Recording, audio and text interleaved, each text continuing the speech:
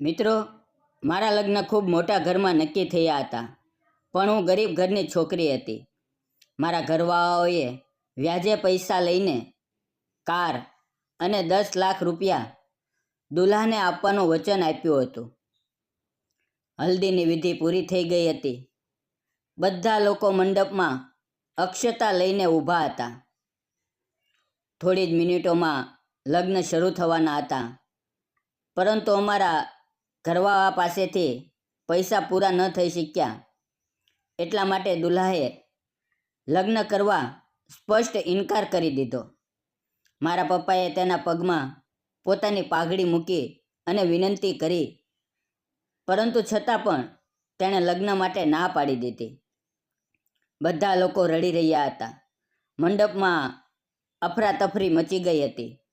અને ત્યારે અચાનક, તો મિત્રો, આ વિડીયોનો હેતુ માત્ર શૈક્ષણિક અને સામાજિક જાગૃતિ માટે છે. આ વાર્તામાં બતાવવામાં આવેલા બધા પાત્રો, ઘટના અને સ્થળો કાલ્પનિક છે, અને કોઈ પણ વ્યક્તિ કે સમાજ સાથે તેનો કોઈ સંબંધ નથી. વિડીયોનો હેતુ દહેજ પ્રથા જેવી ખોટી પરંપરાઓ સામે જાગૃતિ ફેલાવવાનો છે અને લોકોને સાચા સંબંધના મહત્વ વિશે વિચારવા પ્રેરવાનો છે. કૃપા કરીને આ વિડીયોને મનોરંજન અને શૈક્ષણિક દૃષ્ટિકોણથી જ જુઓ. તો નમસ્કાર મિત્રો, મારું નામ નૈના છે. મિત્રો, મારો જન્મ એક ખૂબ જ ગરીબ ઘરમાં થયો હતો. મારા માતા પિતા ખેડૂત હતા, પરંતુ અમારી પોતાની જમીન નહોતી. પણ બીજા લોકોના ખેતરમાં મજૂરી કરીને તે અમને બધા ભાઈ બહેનને ભણાવતા હતા. અમે 4 ભાઈ બહેનો હતા અને હું સૌથી મોટી હતી. એટલે મારા ઉપર પણ માતા પિતાની જવાબદારી આવી ગઈ હતી. મિત્રો, મારું ભણતર લગભગ પૂરું થવા આવ્યું હતું. મારો રંગ ગોરો હતો, મોટી આંખો, સીધા લાંબા વાળ અને પાતળી કાયા. હું મારું ભણતર પોતાના પગ ઉપર ઊભા રહીને કરી રહી હતી. જ્યારે પણ રજા મળતી ત્યારે હું મારા માતા પિતાને કામમાં હાથ બટાવતી. હવે મારા માતા પિતા મારી માટે છોકરો શોધી રહ્યા હતા. તેને લાગતું હતું કે તેમની દીકરી ખૂબ સુંદર છે, એટલે તેને સારો સંબંધ મળશે. ઘણા સંબંધો આવ્યા અને ગયા, પરંતુ એક દિવસ એક ખૂબ મોટા ઘરમાંથી સંબંધ આવ્યો. એ દિવસે મારે રજા હતી, કેમ કે રવિવાર હતો. અમારું ઘર માત્ર 2 રૂમનું હતું, જે ટીનની ચાદરોથી બન્યું હતું. જ્યારે સંબંધીઓ આવ્યા ત્યારે તેમને બેસવા માટે અમારે પાડોશી પાસેથી 4-5 ખુરશીઓ માંગીને લાવવી પડી. મમ્મીએ મને કહ્યું કે હું પૌવા અને ચા લઈને મહેમાનોને આપું. જ્યારે મેં પહેલી વાર દુલ્હાને જોયો ત્યારે તે ખૂબ સુંદર લાગ્યો. તેના પરિવારવાળાઓને પણ હું પસંદ આવી. મારું નામ અને માહિતી પૂછવામાં આવી અને મેં બધું સાચું કહ્યું. મને પણ તે છોકરો ગમવા લાગ્યો, કારણ કે તે સરકારી ઓફિસર હતો અને તેને સારો પગાર હતો. પરંતુ જ્યારે લગ્નની વાત બેસીને નક્કી થવા લાગી ત્યારે દુલ્હાએ 10 લાખ દહેજ, એક 4 વ્હીલ અને પૂરા લગ્નનો ખર્ચાની માંગણી મૂકી. આ સાંભળી મને અને મારા માતા પિતાને લાગ્યું કે કોઈએ છરી ઘોંપી દીધી હોય. આટલા બધા પૈસા ક્યાંથી લાવવાના? પરંતુ મારા માતા પિતાને આ સંબંધ બહુ સારો લાગ્યો. તેઓને લાગ્યું કે આ મોકો હાથમાંથી નથી જવા દેવો.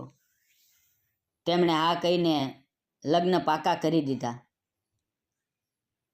તેમને લાગતું હતું કે મારી જિંદગી સારી થવી જોઈએ, ભલે એની માટે મોટા પૈસા આપવા પડે. મને પણ તે છોકરો ગમવા લાગ્યો હતો અને હું ધીમે ધીમે તેના પ્રેમમાં પડી ગઈ હતી.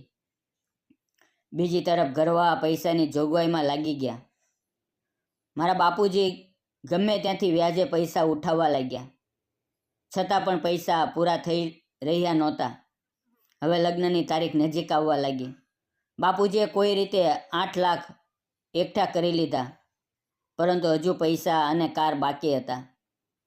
આખરે મમ્મીએ પોતાના ઘરેણાં અને મારા ભાઈ બહેનોના ગળાનું સોનું ગીરવે મૂકીને કાર ખરીદી. હવે ફક્ત થોડા પૈસા ઓછા હતા, પણ ઘરવાળાઓએ નક્કી વિચાર્યું કે આટલાથી જમાઈ સમજી જશે. જો 1-2 લાખ ઓછા થશે તો ચાલશે, અને જો નહીં માને તો થોડા મહિનામાં આપી દઈશું. અને આખરે તે દિવસ આવ્યો જ્યારે મારા લગ્ન થવાના હતા. મારા લગ્ન ખૂબ ધામધૂમથી કરવાની તૈયારી થઈ હતી. મંડપ, સજાવટ, ઘોડા ગાડી, બેન્ડ વાજા અને ભોજન બધું તૈયાર હતું. નક્કી થયું હતું કે લગ્નના સમયે જ દુલ્હાને બધા પૈસા આપવાના. હલ્દીની વિધિ થઈ ગઈ હતી અને બધા ખુશ હતા. હું પણ ખૂબ ખુશ હતી. પરંતુ ત્યારે જ દુલ્હાના ઘરવાળાઓએ પૈસાની માંગણી મૂકી. કાર તો મંડપમાં રાખી હતી, જેથી બધા જોઈ શકે.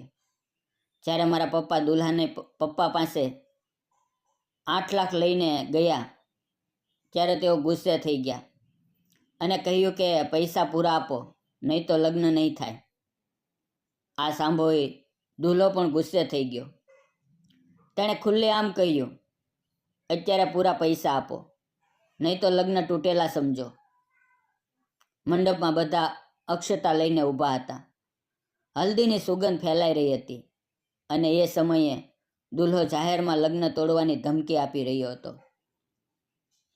મારા પપ્પાની આંખોમાં આંસુ આવી ગયા, કારણ કે બધાના સામે તેમની ઇજ્જત માટીમાં મોઈ રહી હતી.